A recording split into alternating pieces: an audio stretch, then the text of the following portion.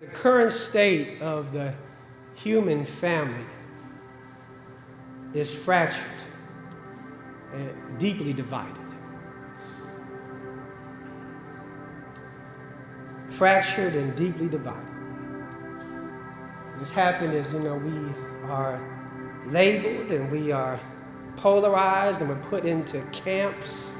In many ways, we even in church often perpetuate that same line of thinking where we use language of, I'm saved, so therefore others are unsaved, right? I'm righteous.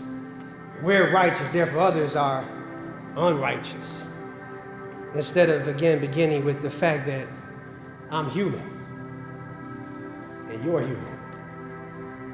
I'm a child of God. You're a child of God. And that's where we start.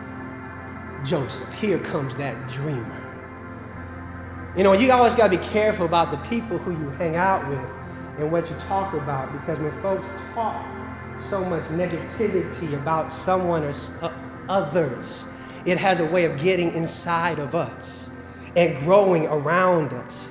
Because what happens in this instance then, if you think about this, these are his own brothers, his own flesh and blood, and somehow that hate turns into anger. And anger in and of itself is not necessarily a bad thing, but it is bad when anger is not expressed in a healthy way, or when anger is not expressed at all.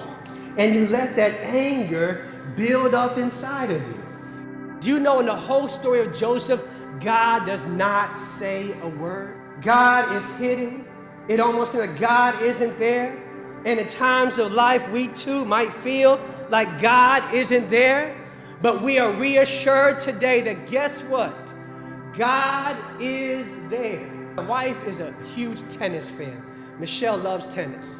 So one day I came home, this was still in Detroit, and Michelle was watching the US Open Championship, usually around September time. And she was playing Azarenka, is that her name? Azarenka is one of the other tennis players. She was playing Azarenka, and it was an incredible match. Serena won the first set, Azarenka won the second set, and now it's in the third set. Whoever wins the third set wins the US Open. And it's back and forth. So I come in about that time, come home, and there she is watching it. And I started, because of what she's taught me, I'm a very sort of excitable sports fan, so I'm getting excited. And every time Serena makes a point, I'm like so excited, and every time she messes up, it's going back and forth, and you just don't know who's going to win. But what was amazing to me is Michelle was just sitting there.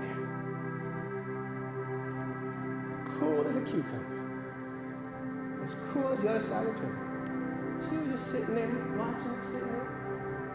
So I finally said to her, what's wrong with you? Aren't you nervous? Aren't you anxious about what's going to happen? And then she finally told me, no, baby, this is recorded.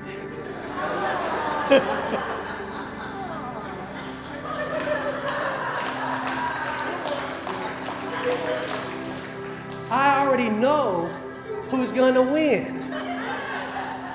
Well, guess what, church?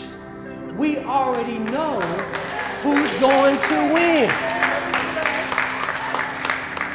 We already know that sorrow will be turned into joy. We already know that despair becomes hope. We already know that fear is becoming love. We already know that death gives away to life. We already know that God wins. We know love wins. So we know whatever evil is done, God can turn it and will turn it into good. So let us have faith today, walking together, knowing and trusting of what God will do.